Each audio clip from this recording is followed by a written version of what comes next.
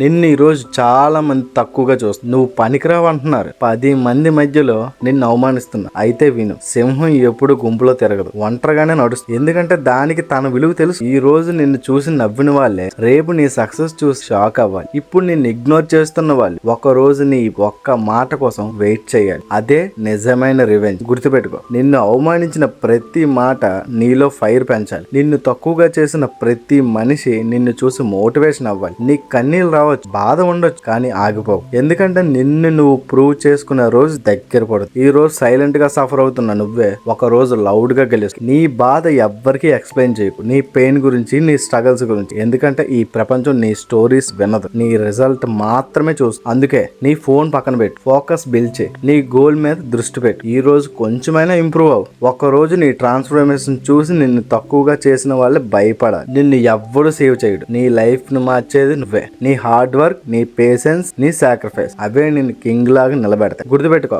మాటలతో కాదు, నీ ఎదుగుదలతో ఆన్సర్ ఇవ్వాలి. నీ సక్సెస్ తో ఆన్సర్ ఇవ్వాలి. నీ లైఫ్ స్టైల్స్ తో ఆన్సర్ ఇవ్వాలి. ఈ రోజు నిన్ను తక్కువగా చూసిన వాళ్ళే ఒక రోజు నీ దగ్గర వాల్యూ కోసం నిలబడాలి. ఆ రోజు వచ్చే వరకు సైలెంట్ గా వర్క్ చేయి. నీ సక్సెస్ నీ బెస్ట్ రివెంజ్.